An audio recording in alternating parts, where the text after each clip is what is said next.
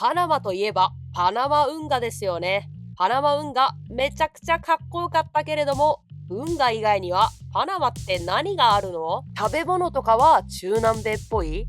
動物も中南米っぽい。旧市街は歴史がありそうでワクワク。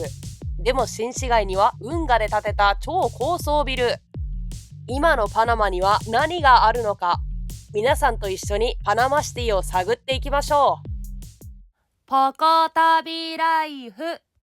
運河とともに栄えてきたカリブ海に浮かぶ国パナマ。そのパナマシティは時にスペインが金銀資源を運ぶ拠点として、そして海賊が壊滅させた町として、ついには世界の物流が集まる大都市として今日まで姿を変えてきたんだって。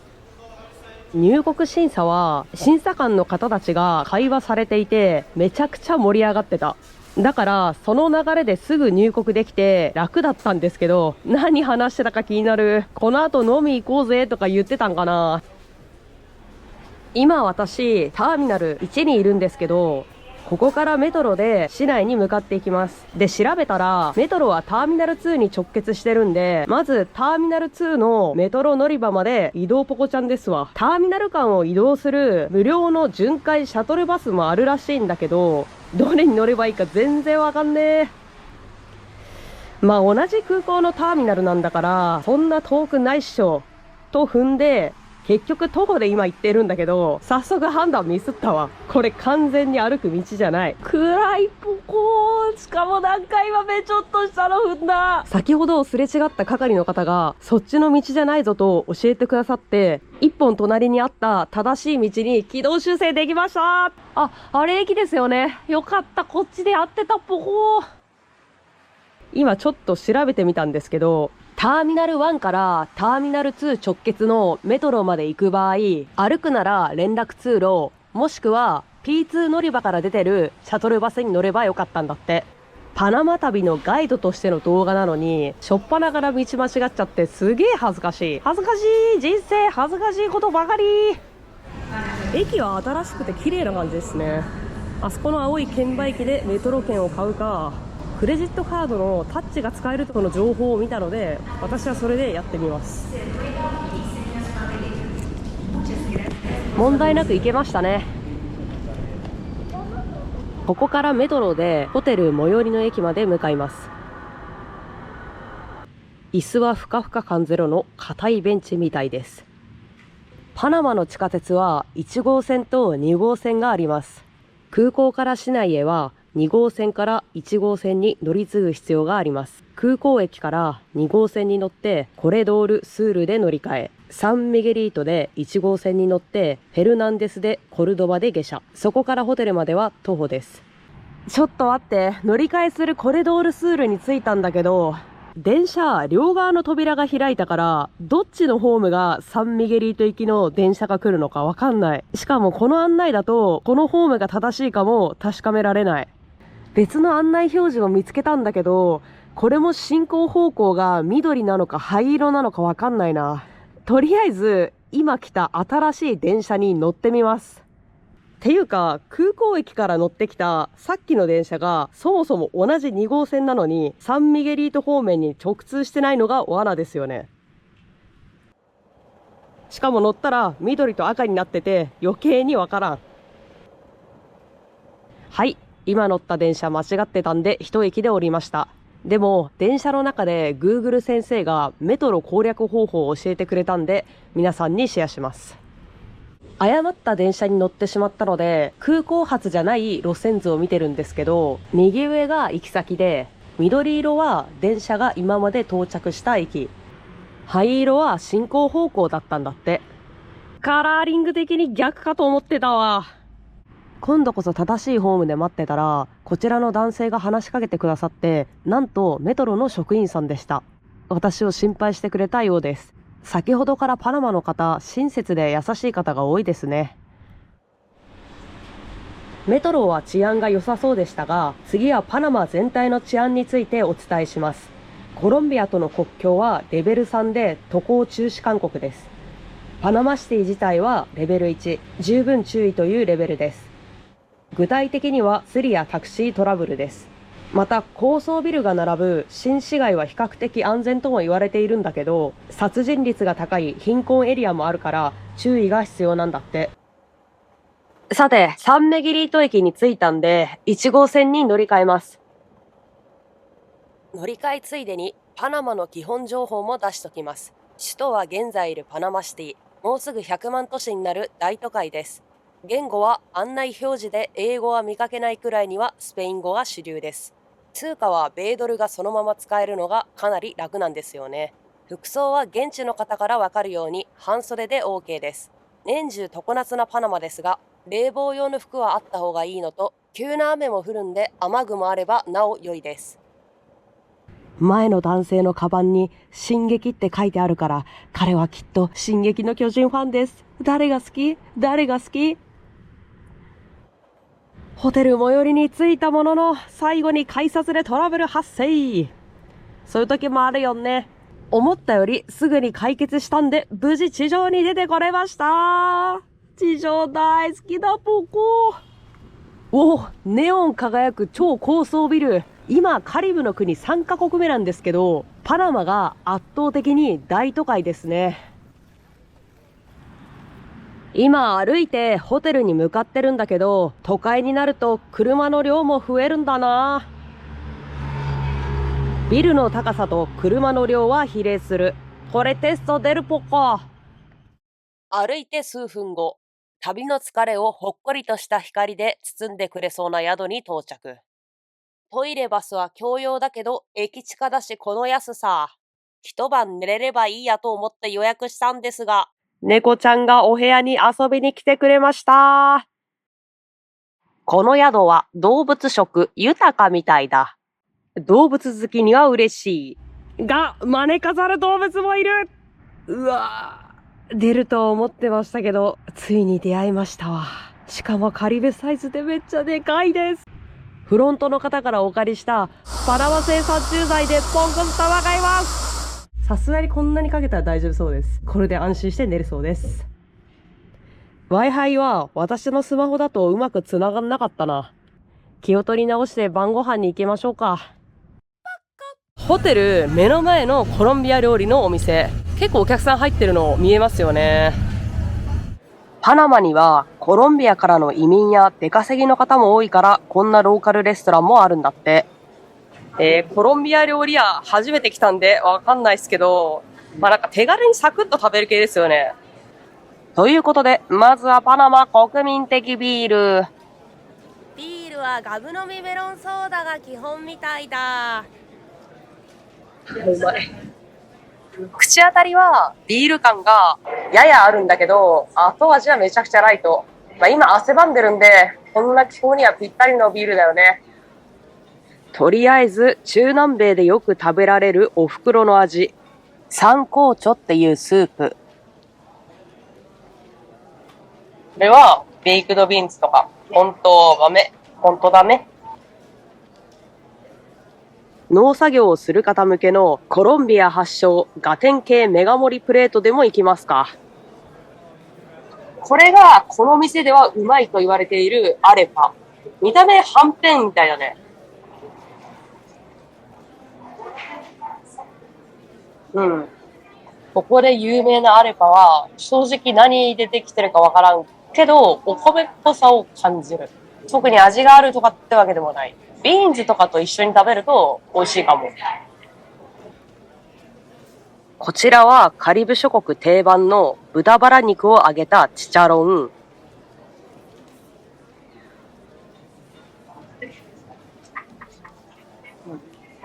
豚バラ肉をカリカリに揚げましたって感じで、表面はバリボリ噛めるんだけど、ちゃんと中身にしっとり肉っぽさもある。中南米といえばバナナ料理ですよね。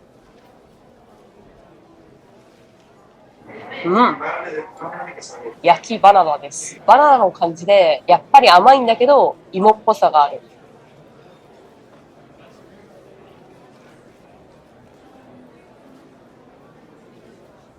もう一本だポコ。二本目はバルボアです。パナマの他のビールをくださいと言ったら出てきました。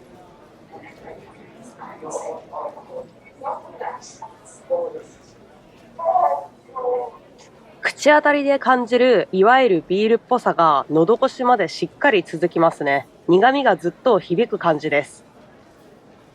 両方とも口当たりのビールっぽさまでは同じなんだけど、バルボアの方が喉越しが重く苦くて、パナマの方が喉越しは圧倒的に軽かったですね。あとは、ひき肉、ソーセージ、サラダが乗ってるプレートですね。特徴がある感じでもなく、ひき肉炒めましたって感じ。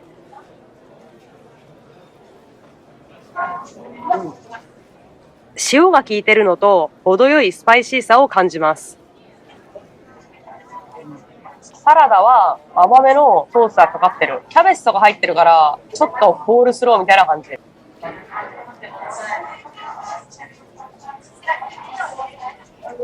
スポーツ中継も流れてるので、これ見ながら気楽に飲み食いするって感じのレストランですかね。アボカドは濃厚なデザートというより、ちょっと青臭さがある野菜寄り。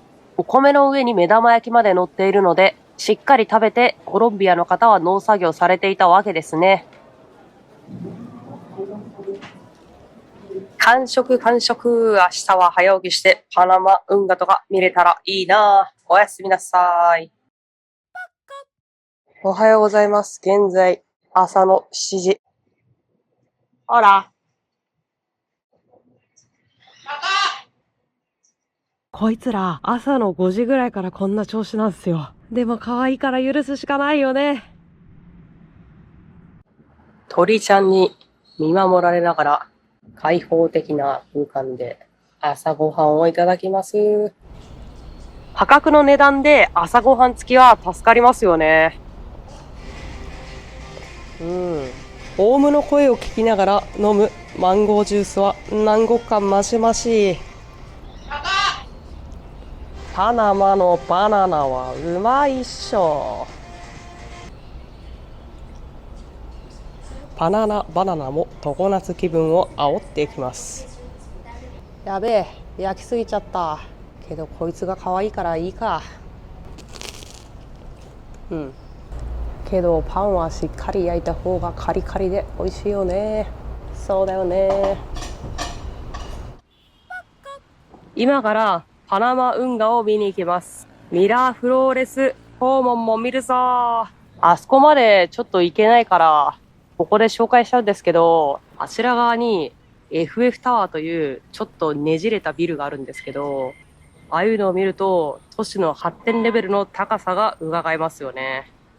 全然気づかなかったけど漢字があるなと思ったら大光寺って書いてある日蓮宗宗のお寺をパナマで発見。いやー、朝になると新市街のビルがよく見えますね。パナマ運河に世界中から物流が集まるとやっぱ儲かるんだね。このニョッキニョキのビル群、パナマシティが世界屈指の金融ハブの街に成長してるのがよく見えるポコ。今回24時間トランジットの間に観光に来てるので、今でっかいリュックも背負ってるんですよね。だから今日の観光は結構ハードワークです。メトロも混んでないといいな。通勤ラッシュにぶち当たるかも。普通に人がバンバン出てくるんで、通勤ラッシュに巻き込まれそうです。電車の感覚半端ないっすね。ガンガン来ます。そしてめちゃくちゃ人が乗ってる。ビア・アルジェンティーナで乗って最終のアルブロックで降ります。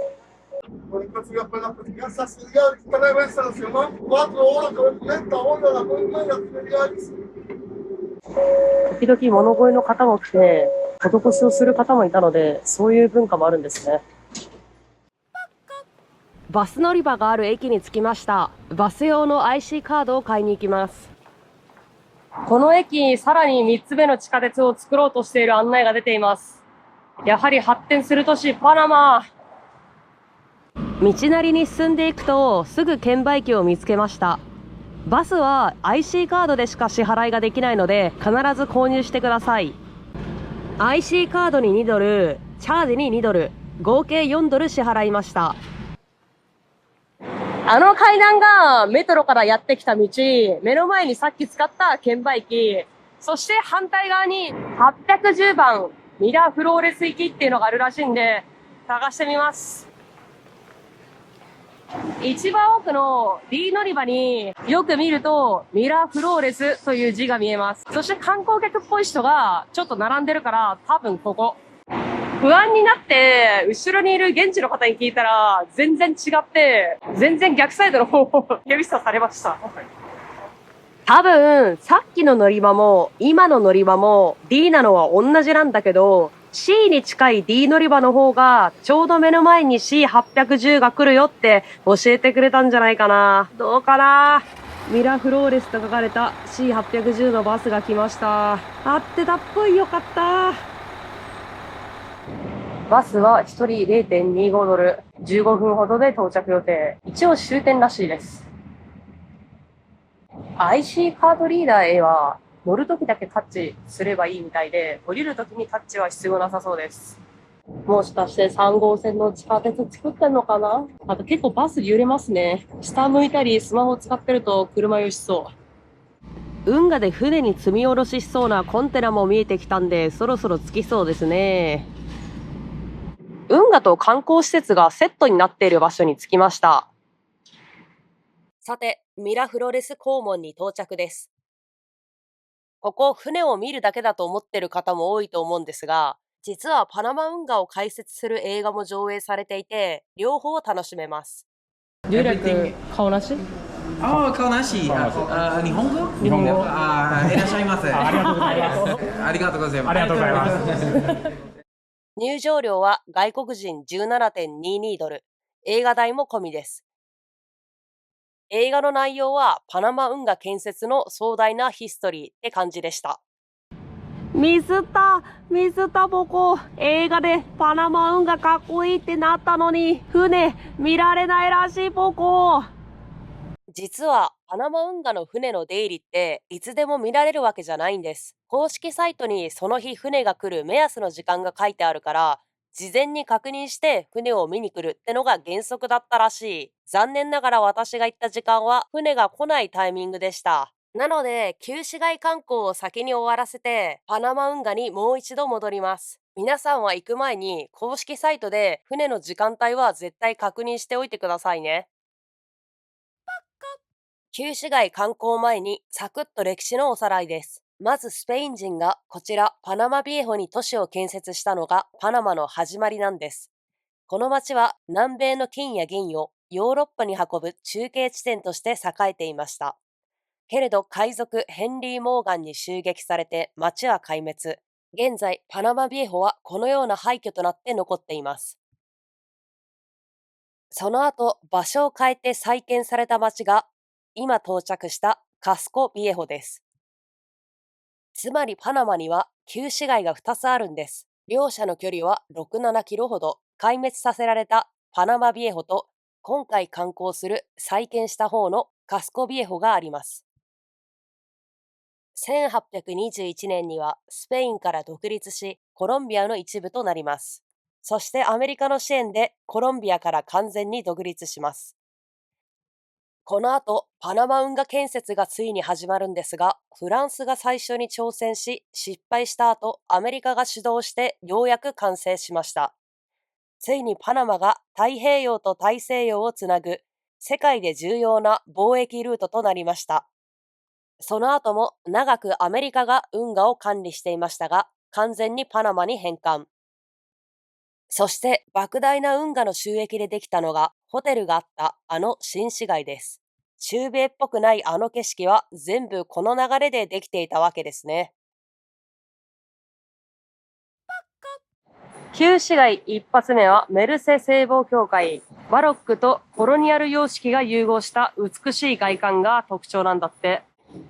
もともとはパナマビエホにあったそうですが、1671年の海賊モーガンの襲撃で旧市街は壊滅。その後、信者たちが石材を運んで、現在のカスコビエホに再建したんだって。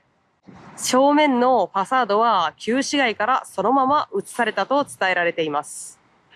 皆さん見てください。お家をたくさん持ってらっしゃる方がいらっしゃいます。私もパナマイホームが一軒欲しいです。この線路とか、もともと何かに使われてたんだろうな。旧市街に入った途端に警察の方が増え始めました。そういう意味では歩きやすいかも。こちらはチャーチオブ・セント・ジョセフ。17世紀に建てられた黄金の祭壇で有名なカトリック教会。資料を基調にした教会で、両サイドの装飾は控えめな感じですね。もともとこの祭壇は1671年に海賊ヘンリー・モーガンが襲撃した旧パナマにあったんだけど、伝説によると僧侶たちは海賊に奪われないように祭壇を黒く塗って木製に見せかけて密かに守り抜いたって言われてるんだって。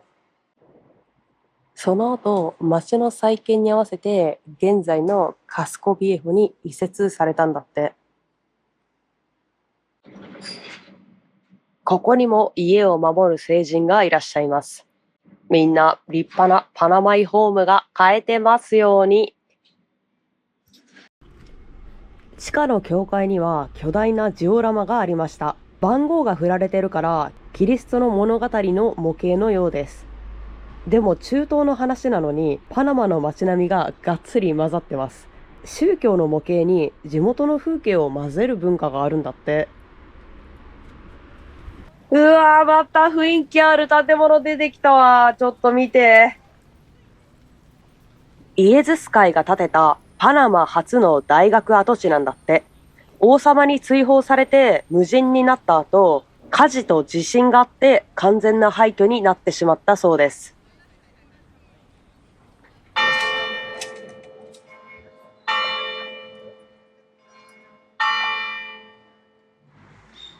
聖マリア・ラ・アンティグア大聖堂。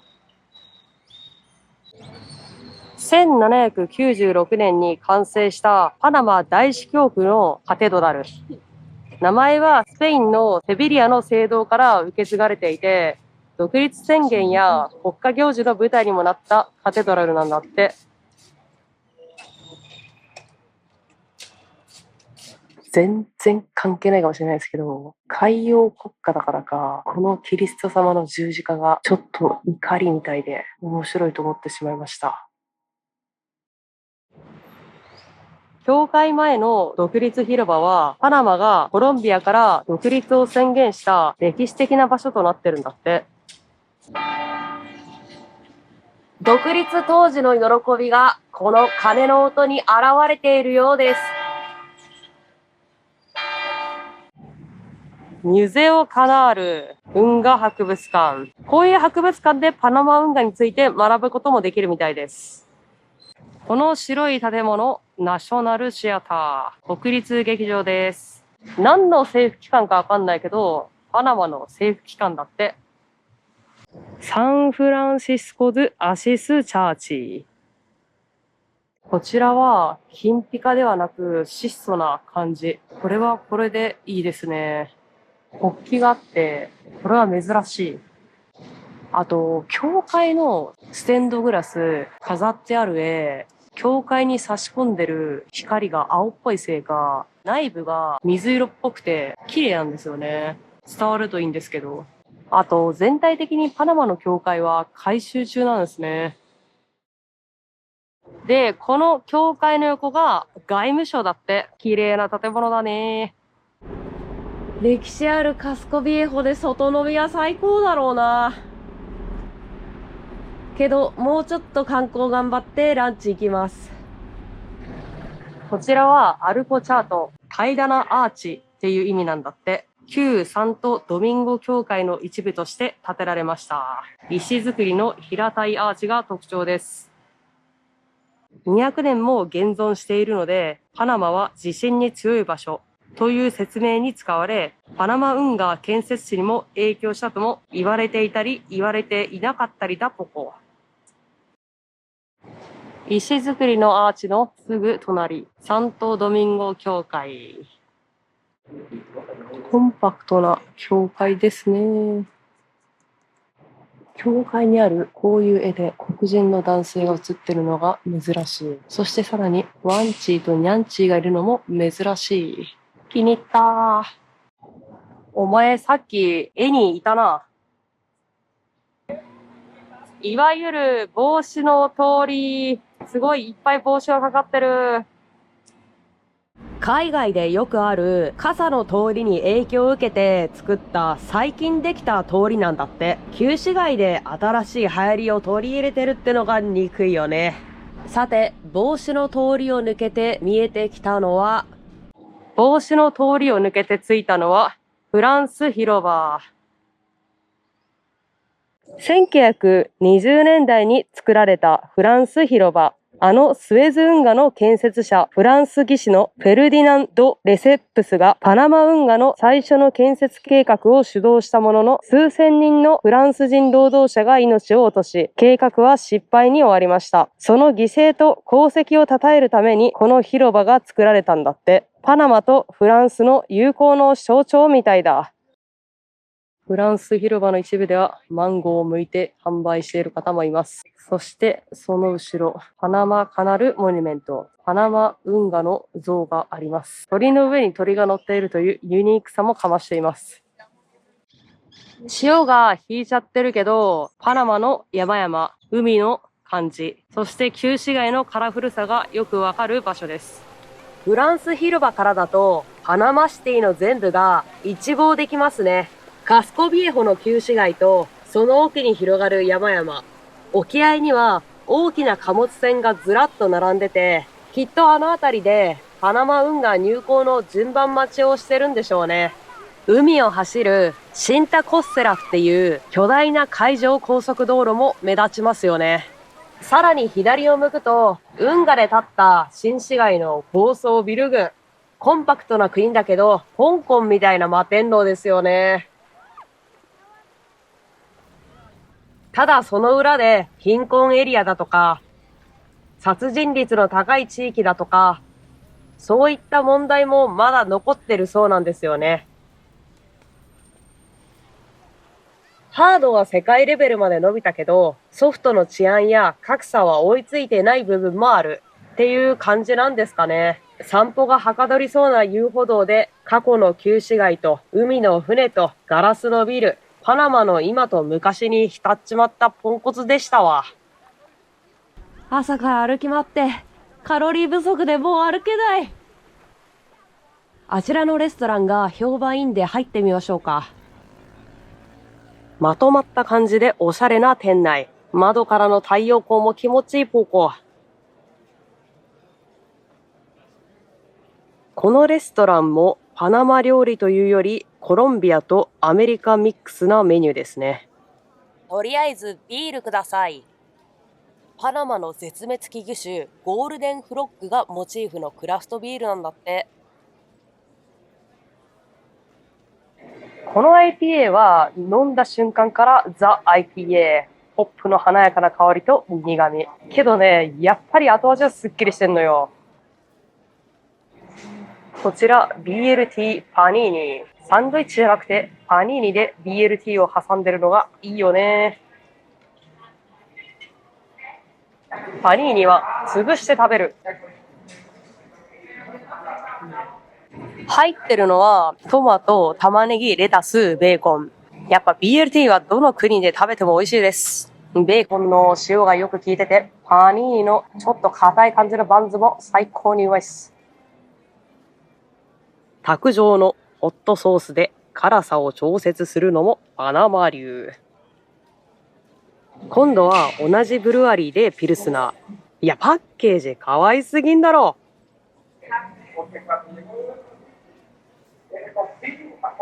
口当たりは甘みをちょっと感じるかな。けどやっぱり最終的にはあっさりと飲み干せるやつ。このパナマで汗かいちゃった後にはたまらないような設計になっている。旅でだんだん疲れてくると食べれないぐらい匂いが強いとか味付けに癖があるっていうよりかはシンプルな方が食べやすくて好きです。でしかもここなんか今聞こえると思うんですけど、地元のサラリーマンの方が多分ランチかなんかに来てて、私はめっちゃこの雰囲気好きです。で、観光客見てください。全然いないんですよ。これも最高。いい店に入ったかな。お次はパナマ定番サンコッチョ。チキンスープの方がパナマでベーシックなんだって。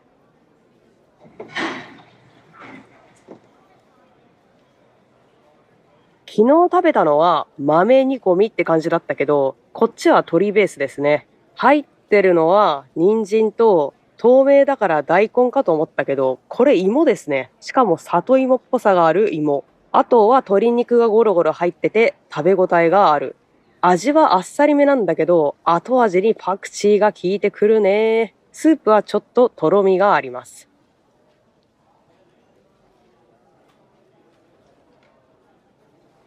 もう一杯だ、ここ。昨日も飲んだパナマビール。バルボアビールよりライトな感じがね、この暑さにぴったりなんだよね。ビールはガブ飲みメロンソーダが基本みたいだ。うまい。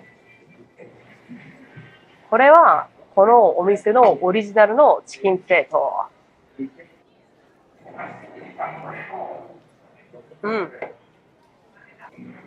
ハーブがよく効いた普通のチキン。元気出る。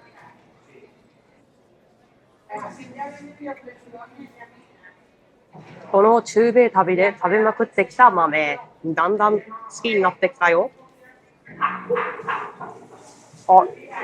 いや、これ普通の白米じゃないな。この辺の国々はこの豆と一緒に白米を食べるんですね。でこの白米、多分塩で炊いてる。野菜も大事。速攻サラサラチ。雰囲気良すぎて思わず長居してしまいました。さてお会計ですが、パナマの税率は基本 7%、お酒は 10% となっています。このお店は価格に含まれているのか、レシート上は税がゼロでした。あとチップも特に指定しなくてもメニュー価格の約 10% が入っていました。ご飯食べたら13時。やばい、パナマ運河に戻らなきゃ。それではウーバーを使ってパナマ運河に戻ります。ミラフロレスコーモンに着いたんだけど、チケットは再入場不可だったんだって。けど船はまだ見られてないということをお伝えしたら、今回特別に再入場できました。すみません、ありがとうございます。本来ここは屋根付きのメイン展望デッキだったんだけど、現在工事で屋根が外されていて、直射日光をガンガン浴びる状態になっています。ところで、なぜパナマに運河を作ったのでしょうか。昔はアメリカ東海岸から日本みたいな太平洋側の国へ船で行くとき、南アメリカの一番下、ホーン岬の周りまで大きく迂回するしかありませんでした。そこでアメリカ大陸で一番細いこのパナマ地峡にショートカットの運河を通せば世界中の航路を一気に短くできると考えられました。ただ、パナマの真ん中には海より高い山とガトゥン湖があって、太平洋と大西洋の海面をそのまま一直線に掘り抜くことはできませんでした。そのためパナマ運河は船を一旦海面から約26メートル高い湖まで持ち上げて、また反対側の海まで下ろす水の階段となっています。水はガトゥン湖から重力だけでロックに流し込んで船を浮かせ、通過したら下流側へ流して水位を下げる仕組みです。太平洋と大西洋の海面には平均20センチくらいの差がありますが、ロックの一番の役割は海面の差よりこの山越えのためなんです。といったようなことをちょっと頭に入れておいて、実際のパナマ運河に戻ります。ここから登場する3隻の船は全部大西洋から入ってきてガトゥン湖を通ってきました。ガトゥン湖から入ってきて太平洋に出るかっこいい姿を見てほしいポコ。まず最初に見れたのは韓国船アジアントラスト。有効車の自動車運搬船なんだって。韓国から北米や中南米へ車を運ぶためにここを通過していきます。横幅32メートル。運河のギリギリサイズです。少しずつ水位が下がっていってるのが見えるかな。ポンプは一切使わないで、重力だけで上の水路から水を流して高さを合わせているんです。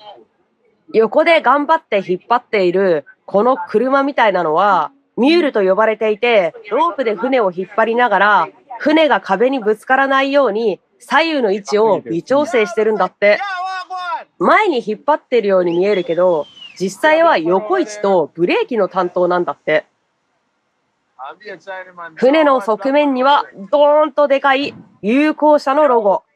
韓国とヨーロッパをつなぐ車専用船会社。韓国車が世界に広がる裏側で、こういう船がパナマ運河で行ったり来たりしてたわけなのね。乗組員さんが手を振ってくれてる。こういう瞬間がテンション上がるよね。巨大な船がゆっくり太平洋側へ流れていきます。アジアで生まれた車が中南米だとか北米の街を走るまでの最後の一段落を済ませているわけですね。船が通過したらこのように門が閉まります。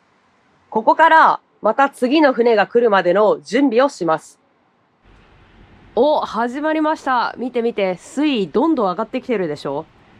パナマ運河はざっくり言うと、海抜26メートルのガトゥン湖まで船を上げたり下げたりするシステムです。ガトゥン湖を挟んで太平洋と大西洋があるから、船は必ずガトゥン湖を通る必要があるんですね。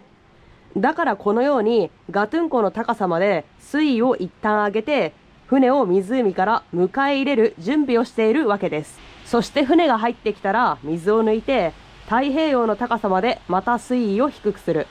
さらにまた今みたいに水を入れて、ガトゥン湖の高さまで水位を戻して、新たな船を迎え入れる。というのを繰り返しているんですね。いや、生で見たけどほんとすごい。このシステム考えた人はマジで頭いい。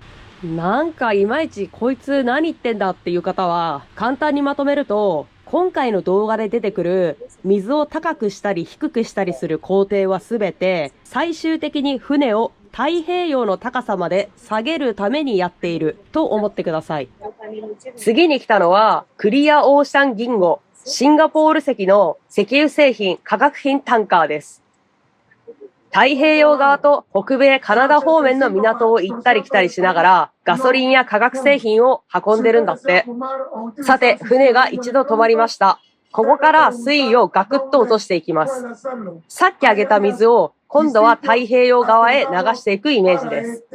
最初は高いところに浮かんでた船がゆっくり自分たちと同じ目線まで降りてくるんですよ。これを目の前で見てるのはね、不思議な気分なんですよね。さっきと同じくミュールがロープを引っ張ってぴったり運河の真ん中に船を走らせています。最後に見れた船はオータムンシー、マーシャル諸島籍のバラ積み船です。穀物だとか鉱石だとかコンテナに入らない貨物をまとめて運ぶタイプの船なんだって。さっきは手を振り返してくれたけど、今回はスルーされました。まあ世界の物流を背負っている真っ最中なので、こんなポンコツには目もくれません。このパナマ運河はフランスが一度挑戦し失敗。次にアメリカが挑戦したことで運河は完成しました。工事中、延べ数万人の労働者がマラリアや黄熱病で亡くなったと言われています。アメリカが引き継いだ時には、まず蚊を退治するために水たまりを全部潰したり、病院や上下水道も整えてから工事を続行したりしたんだって。それでようやく1914年、パナマ運河は開通しました。今はその運河と周りの港、物流サービスを合わせた運河クラスターがパナマ経済の3割前後の生産額、GDP の約 8% を占めると言われてるんだって。パナマがあそこまでの大都会になって新市街を作れた理由のほとんどがこのパナマ運河によるものなんですよね。そして本当にここ最近だとパナマ運河ではアメリカと中国の駆け引きも激しくなっていますよね。運河の両側の港や橋の建設に関わっていることにアメリカのトランプ大統領が運河の中立性に反すると圧力をかけたりしてパナマに中国とのインフラ協力を見直すように迫ったなんてニュースも出ていましたよね。さて、水位が下がりきると、船はまたミュールに誘導されて次の門へ向かいます。2時間近くこうやって見てるんですけど、めちゃくちゃ暑いし、何人もリタイアして行ってます。大和なでしこ魂を発揮して、なんとか撮影しましたが、正直死ぬほどきつかったです。けど、現場のスタッフさんが英語とスペイン語で盛り上げながら実況してくれるから、現場の雰囲気やお祭りムードですごく良かったです。暑すぎるので水をゲット。みんな、パナマ運河マジ体力削られるわ。水と日光対策必須。常夏のパナマで2時間直射日光を浴びながら撮影するのはかなりしんどかったです。屋根がつけばもう少しマシになりそうですが、皆さんも行かれる際は水分補給をしっかりしてくださいね。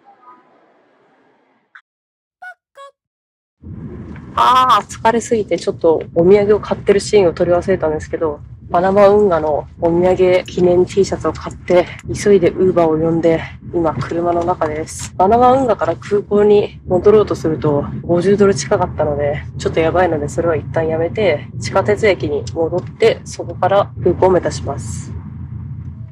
今夕方4時台のメトロなんですけど、現地パナマの皆さんの退勤ラッシュに完全に巻き込まれております。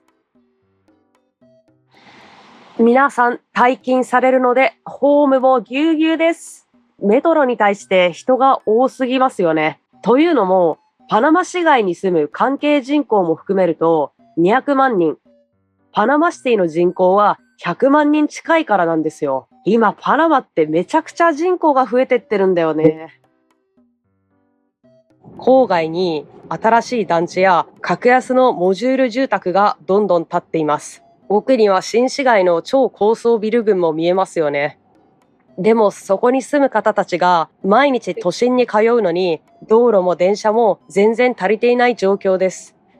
メトロの窓からは渋滞する車も見えます。渋滞を少しでも減らそうとして2014年にはメトロ1号線、19年には2号線が開業して今は3号線も作っていましたよね。パナマ運河の莫大な収益と金融で一気に流れ込んできたお金が街を大成長させたわけだけど、やっぱり道路や公共交通機関、治安の整備がまだ追いついていない感じでしたよね。そのギャップがこの景色に全部出ている気がしました。電車のダイヤが不便です。右の電車降りて見えますでしょうか。前方の電車行っちゃいました。あれに乗ればスムーズに空港に行けたのに、まだ交通網が人の多さに追いついてない感じですよね。この後は19時8分発の飛行機に乗ってメキシコシティに22時定刻着しました。詳しいフライト編は前回動画のコパ航空編を見てください。さて、メキシコに無事入国。首都メキシコシティに着きました。次回はメキシコシティで空港泊してグアダラハラに向かいます。ポコ旅ライフ。このチャンネルでは日本や海外を旅して観光、飲食する様子を配信してます。皆さんいつもありがとうございます。高評価、チャンネル登録お願いします。お願いします。